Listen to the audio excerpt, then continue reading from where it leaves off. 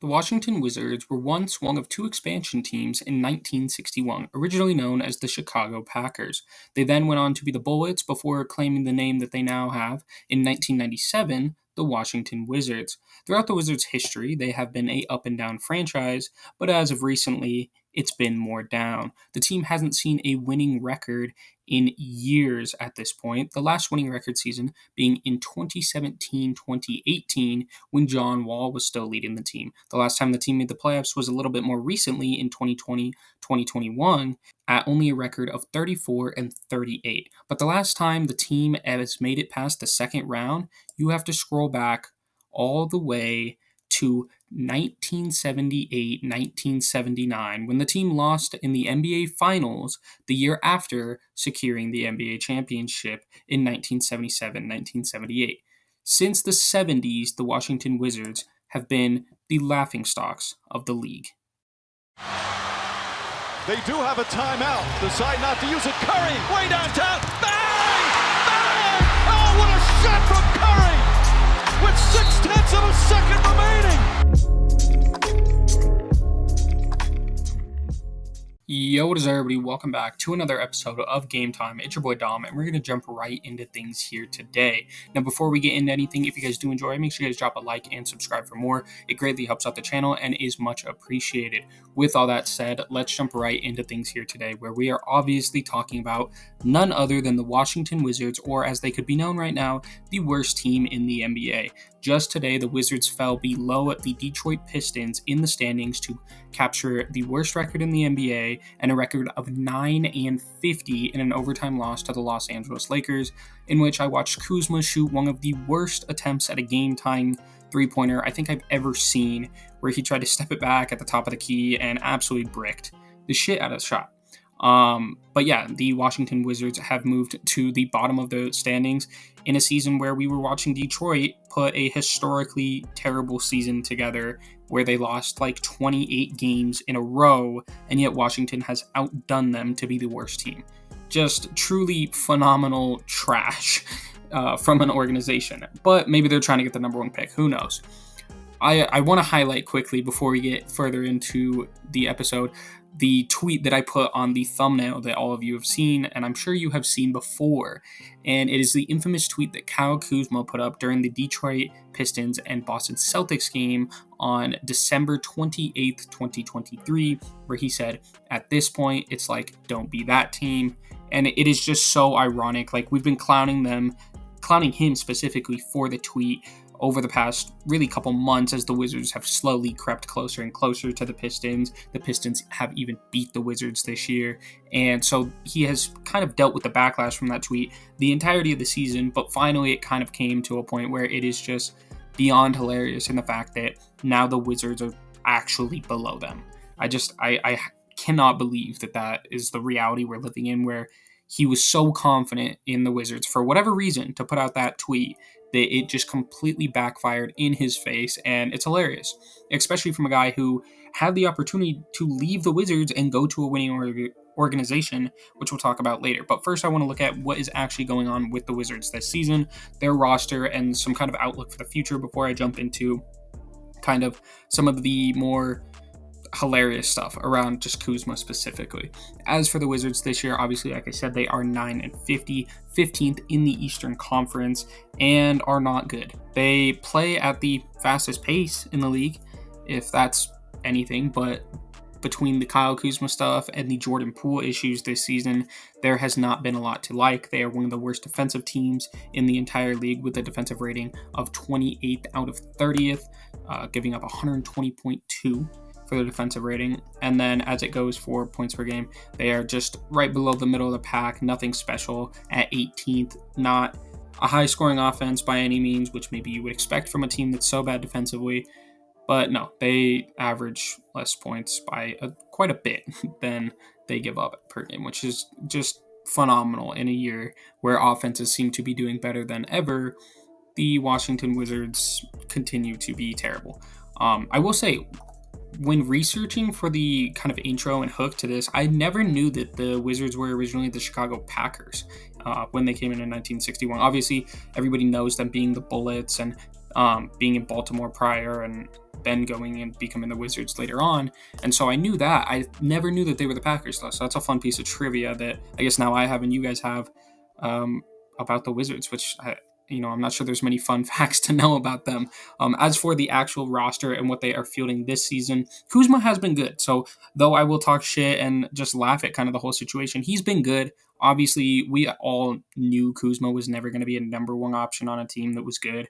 He's averaging 22 points per game as the number one option. He's shooting 45% from the field, which isn't atrocious considering some of the shots he puts up, especially being a guy that doesn't always have a go-to move and is more of definitely a role player type of player and not like an all-star or anything like that. So 45% from the field as a number one option that you're kind of thrust into a role as isn't that bad, along with 33% from three-point land is also pretty decent. He's actually also averaging 4 assists, which I would like to highlight because I feel like that's pretty good for him.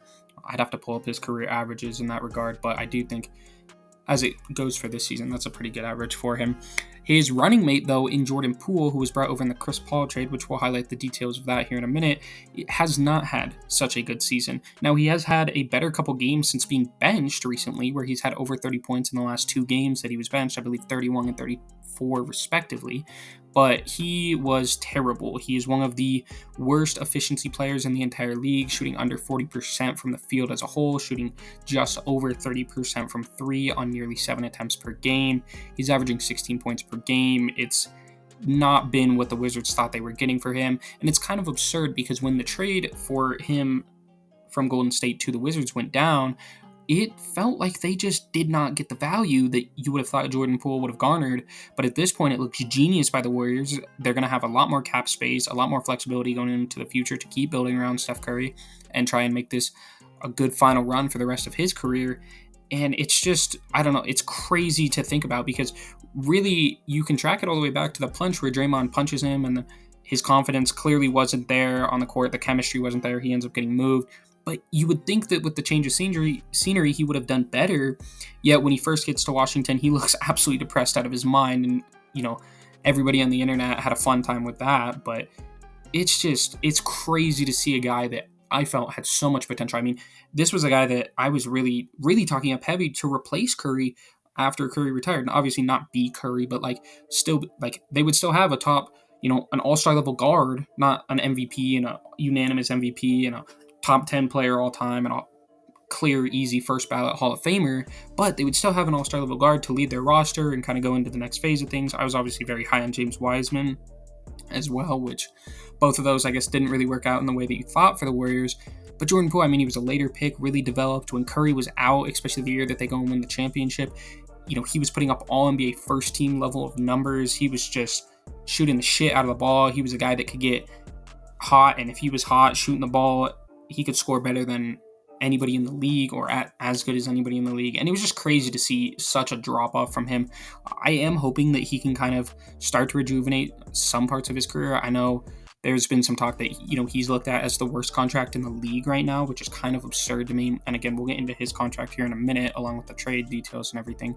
But it's just absurd because Ben Simmons' contract is still out there, which I view as such an awful contract considering he doesn't even play basketball. Maybe Jordan Poole is hurting you more by playing basketball, but he doesn't even step on the court to give you some sort of potential. And, teams are viewing Jordan Poole as a worse contract, probably partially due to the years left on it. I believe Simmons has 2 or 3 and Poole is closer to 4 off the top of the head. But yeah, it's wild to see how downhill he's gone. And he's just a completely different player from where he was back in Golden State when they, went on to win that championship, which he was a crucial part of. I think he was probably their 3rd best player in that championship run, right behind Steph Curry and Andrew Wiggins, who himself has also seen a big decline. So crazy to see how different that Warriors team looks just a couple years later. After having such a high level of success, right? I mean, there's not a higher level of success than winning the NBA championship. I guess you could say like a back-to-back or a three-peat, but as for a single season, that's the best you can do, right? Beyond that, obviously, Tyus Jones is on this team, and he was kind of thought of as maybe a guy that would get moved at the deadline, doesn't get moved. I could see a lot of rumors coming up come the offseason for him, and I think he's a solid guard. There's nothing that hasn't been said about Tyus Jones that I could say here. He's averaging 12 and 7 on the season. He's always had one of the best assist to turnover ratios in the entire league. Averaging 7.2 assists on less than a turnover a game is just absurd, especially at NBA level of competition. He's 27 now, obviously not, the young 24-year-old that he was just a few years ago back in Memphis, when I was like, oh, maybe this guy could get a starting job. I think he will be a career backup point guard, truly.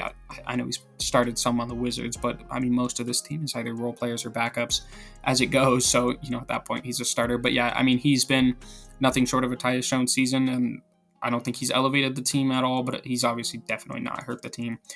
Beyond that is Denny. Denny Avdija has been very good this year. He's had a couple games where it's been like you're starting to see that potential and why he was drafted so high. He's only 23 years old, just received an extension in October, I believe, from the team. And we'll get into the details of that contract again as well when I pull it up. But yeah, shooting over 50% from the field, 40% from three, not on a ton of attempts, 13 points per game. Starting to see some of that playmaking come together with almost 4 assists per game. I mean, he's averaging the same amount as Jordan Poole, who you would look at as a guy that could be a better playmaker than he has been. And yeah, I think Denny is definitely a bright spot for this team going into the future, only being 23, and obviously started to tap into some of that potential that he was drafted for. Behind him is Bilal Coulibaly. I will be honest, I have not watched a ton of Wizards games this year, so I haven't seen a lot of Bilal. On the season, he's averaging 8 points. He's shooting 44% from the field and 35% from three on limited attempts. And from what I've heard, he's been good, but I'm not going to sit here and lie and pretend like I've watched a ton of Wizards games. Like I've caught a spot view and I've obviously kept up with the storylines around them because it's just hilarious.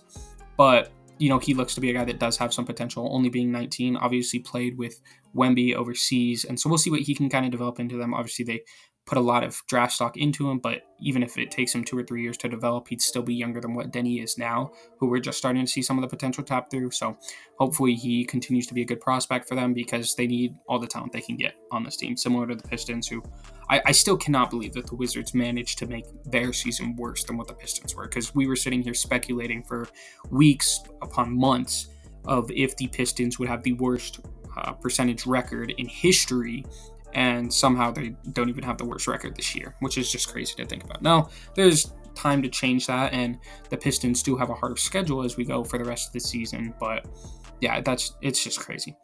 They also brought in Marvin Bagley during the trade deadline. He's played a little bit for them. I don't see Marvin Bagley becoming much more than he is, which is a backup big that's not great defensively at this point in his career and can't shoot the three ball. I was high on him going into the draft, obviously being a Duke guy, but yeah, he's only 24 and there's still that time, I guess, to kind of rejuvenate and find that second wind in his career that elevates him from where he's been. But yeah, he's another player that's kind of hard to see, and it's almost looking like the Pistons and the Wizards are kind of just places that former potential careers just go to die. And obviously I like the idea of like, oh, this guy was a former number 2 overall pick, let's go pick him up, let's try to get him some minutes, let's see if we can develop him into something. I think we saw some stuff with the Pistons last year with him. The Pistons this year had been awful, and then obviously he ends up in Washington now, and it's no better here. So we'll see what happens with Marvin Bagley, but at this point I just don't see a lot for the future. He's only played 15 games on the season anyways. Then there's Corey Kispert, who I see as a guy that, again, will be a highly coveted trade asset come the offseason. So I think Tyus Jones and Kispert probably both could garner a first-round pick. Kispert maybe even more. I mean, Tyus is 27. Kispert's still 24, so you can still have him locked up for a long time to still be a good three-point shooter. Shooting 36% on the year on about 5.7 attempts per game. He's averaging 12 points per game. And, I mean, he's done what he was drafted to do, and that's be a pretty good marksman. And I think to this point he has. So it's a little bit lower, I think, from what his career averages have been at 36%. I mean, when we look at him specifically, last year he shot 42%. His rookie season he shot 35%. So his volume's gone up every year in attempts. His three-point percentage has definitely taken a steep drop off from what it was last year, but I don't really worry with a guy like Kispert. I mean, he was drafted to do a certain thing, have a certain role in that he's done in the NBA. Beyond that, it's kind of a bunch of throwing guys. Johnny Davis, I think his career is pretty much close to over, averaging 2 points per game in 27 games this year. He was a guy that was drafted high for the Wizards and I think has had one of the worst careers that I've ever witnessed from a top pick, because he has never done any, like, I don't even know if he's had a game where he's had 20 points in his career. And he's like a non-factor when he's on the court. He's only averaged 9 minutes in the games that he's gotten to play this year. Shot 36% from the field and 16% from three. Absolutely atrocious numbers. And then, I mean, even his free throw percentage is 44%, which is a worse rate than like DeAndre Jordan. So yeah, doesn't seem to be much salvageable there. Richaun Holmes hasn't played a lot this year. He's only played 5 games. They obviously get him in the they get him to come over from Dallas. And then Patrick Baldwin Jr. and Anthony Gill haven't played too many games this year, 20 and 31 respectively, only averaging about 2 points. So that's pretty much your Wizards roster wrap up. Only one player in the 20-point figures and only 2 players averaging over 15, which that would be Poole and Kuzma. It's just wild how bad this team has been. And it's not like we expected much more out of them, but I don't know. I think I just expected enough out of Poole that they would be relatively competitive in some games, which, I mean, I guess they did just go to overtime with the Lakers, who are close to climbing out of the play-in, actually. So shout out to the Lakers for their run that they've been on. But yeah, it just hasn't been a great team. And it's a lot of young guys that probably are severely overpaid. I think when we look at Jordan Poole's contract, he's locked up until 2026, 2027, where he'll make $34 million. Still has $123 million guaranteed for the rest of his contract, which is a 4-year span, 3 years after this year, which is probably a big reason why a lot of GMs look at him as a bad contract. Kyle Kuzma, on the other hand, I think would be the opposite of that. I mean, by the time he's 32, his contract will expire in 2026, 2027 as well, but he'll make less than $20 million. And with the cap continually going up in every major sports league in America, especially now obviously it goes up in the NBA, but man, did the NFL cap go up this year, going up like $30 million, which is insane. But it is a front-loaded contract for Kuzma. So this year he'll make 25, but that progressively gets lower and lower every single season by about $2 million until the end of his contract, which makes him a very good asset to pick up because he'll still be a very good player at 32 price. So the same player he is now, considering, I mean, that's kind of your fall off would probably, you typically look at about 33 to 35. You would start to probably see a stark drop off, but he doesn't rely on his athleticism as much as some other players. So you'd expect him to keep, his shooting and stuff like that for a little bit longer. And I think he'll still be a very serviceable role player by the end of this contract, which is probably a big reason why a team like Dallas was trying to target him at the trade deadline. Beyond that, I was saying Tyus Jones will be a good trade asset, but his contract actually ends this year. I did not realize he was on a 1-year deal, so that surprises me that he wasn't traded at the deadline, though he is making $14 million. One of the higher paid guys that was a backup point guard, obviously gets his chance here to be a starter and does some more production to what he was doing. So I think a contender will definitely go after him. We'll see where his priorities lie come the offseason.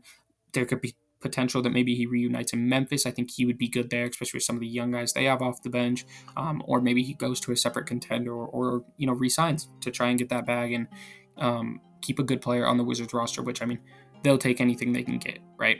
Marvin Bagley's contract is $12.5 million this year and next year. So again, we'll see if he can find anything here in Washington that he hasn't been able to find beyond that. But beyond that, for contracts, Richaun Holmes is probably going to collect his player option for next season. So you'll have him, but he will fall off the books. Shamit's on the books for the next couple of years. He's a decent shooter. And then beyond that, Denny, his contract is also front-loaded, so it's pretty good. By 2027, 2028, he'll only make $11 million on his extension, which starts at $15 million next year. So it's a 4-year, $55 million extension, which is very beneficial for this team. He'd be 28, making $11 million, and could be, at that point, maybe an all-star level player. We'll see how he develops, but that's a very good contract. I do like the front-loaded contracts that the Wizards office has been able to put out there with Kyle Kuzma, with Denny Avdija. They haven't been able to bring in a ton of talent to this team, but with the talent they have, they've definitely maximized their cap space in that regard. So we'll see how that goes. I'd expect Johnny Davis's 2-year team option to be declined this offseason. As we were kind of talking about, he does not seem to be a NBA player at this point. So we'll see if he goes to the G League or something after that. But yeah, best of luck to him. He's only 21, but yeah, I don't see him being on an NBA roster next year, considering he can't produce on the worst roster in the league.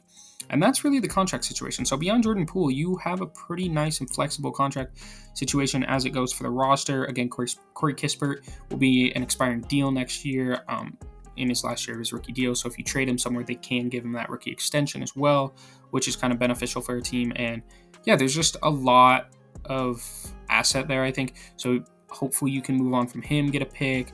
Again, I don't really understand keeping Kuzma, but I guess with the trade I think was probably there for him, it makes a little bit more sense. And I guess we'll get into that trade here real quick. And I think the trade that was probably offered was similar to what the PJ Washington deal was. Maybe 2 first-round picks were included, but the PJ Washington deal that sent him to Dallas was PJ Washington for Grant Williams, Seth Curry, and a first-round pick. I could have seen maybe a couple seconds being attached in, maybe a younger guy being attached in, like a Jaden Hardy or something, or even a potentially protected second first-round pick.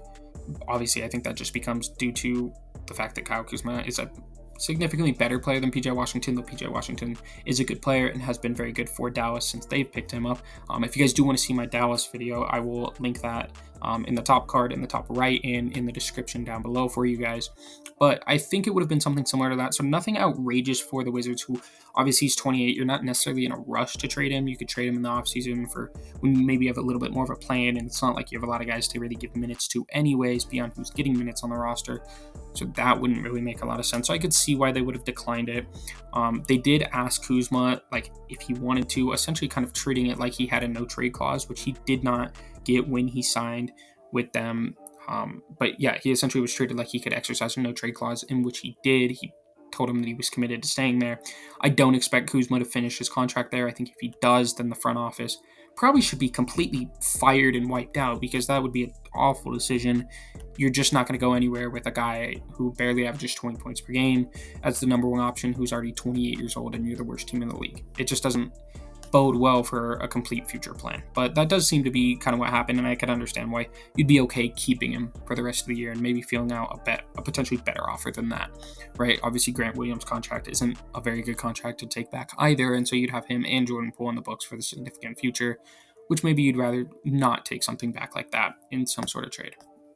Plus, obviously, more first-round picks open up during the offseason that are further down in the future, which maybe you could catch a team that is really trying to contend, maybe the Lakers or something, where Kuzma goes back there, and you end up getting, their 2032 pick or whatever pick opens up this summer, and that by that point they're terrible, and you end up with the number one pick. Who knows, right? So I understand that from their regard.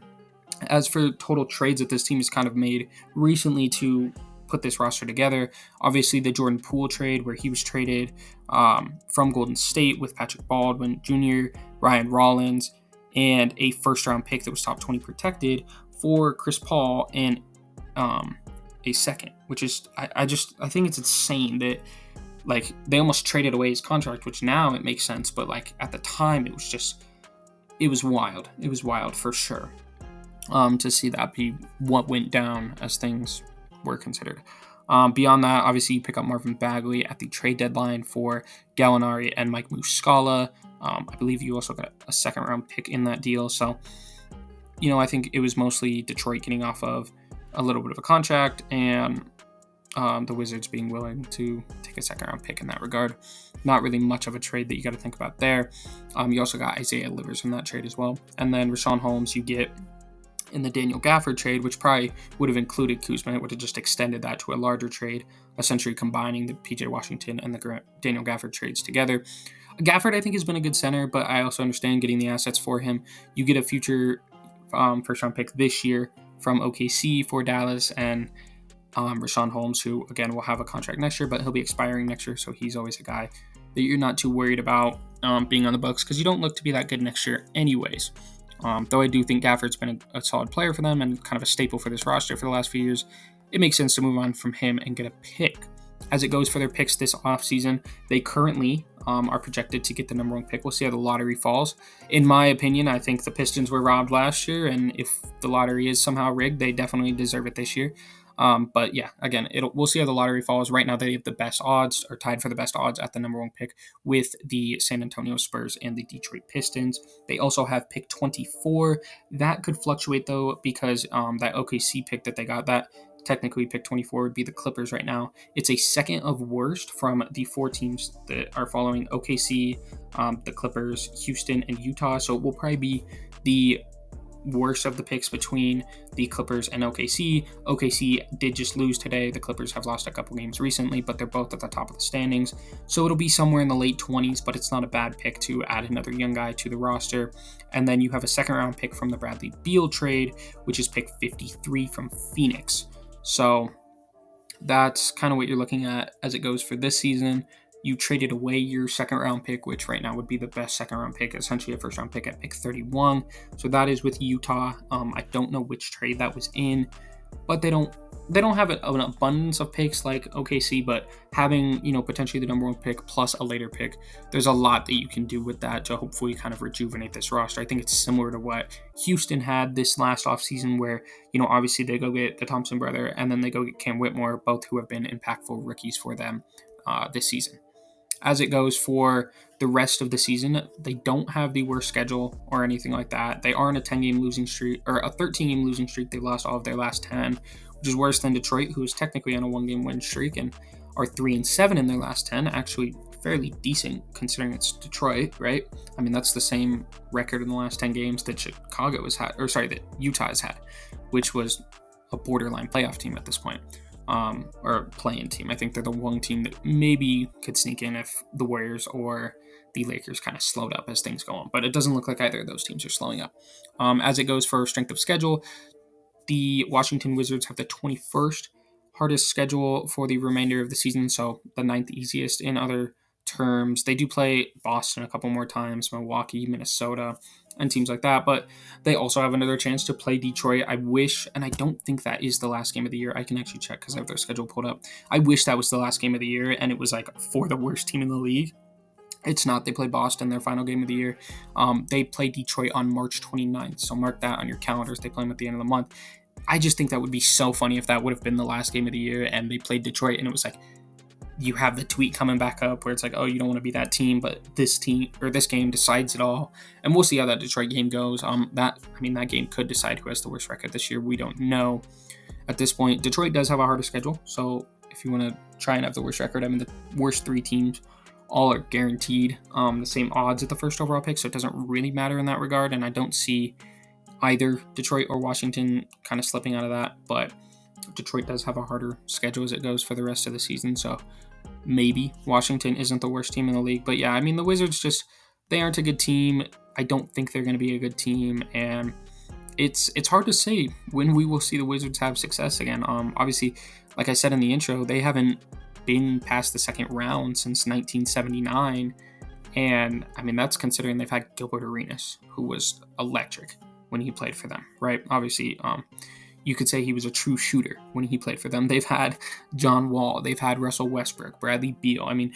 There's been a lot of really good guards, which I almost thought Jordan Poole would be kind of the next in line, almost similar to Gilbert Arenas, because I want to say Gilbert Arenas was on the Warriors before he went to the Wizards, if I'm remembering that correctly. And it was almost like, oh, Jordan Poole could be the next Gilbert Arenas for them. That might not work out. No, maybe Jordan Poole can bounce back next year, and I think Wizards fans would be hoping for that. But yeah, beyond that, I think at this point you're looking at the lottery odds and you're looking to hopefully be a better team next year, or maybe not be a better team. Maybe you get another young player to add to the core that at this point you really don't have a ton of. As it goes for targeting guys in the draft, I think you don't really have to look wing. You have Denny, you have Bilal, and so you probably want to look at some sort of guard, especially if Poole isn't going to be who you thought he was, or some sort of center who could be your true big man. If they end up with the number one pick, they'd probably go Sarr out of where is he out of? I could probably pull this up. But I think Alexander Sarr is probably the unanimous number one pick at this point, out of Perth, so power forward center. But I think he's like 7'3". He's essentially the quote unquote Wemby of this draft, and I think that'd be huge. Obviously, you traded away Gafford, so that's a hole that you have to fill on this team. But yeah, it's not saying that you couldn't go wing, because yes, we've seen a little bit more out of Denny, and yes, you invested into Bilal last year, and he's only 19. But at this point, I think you just got to go best player available, and try and make some semblance of one of the worst rosters in the entire league. If I were a Wizards fan, I probably would not be watching basketball, to be honest. But yeah, hopefully things turn around for you Wizards fans out there. And if you guys did enjoy this video, make sure you guys drop a like and subscribe for more. I appreciate all the support recently on the videos. And yeah, just don't be that team. I'll catch y'all next time. Peace out, guys.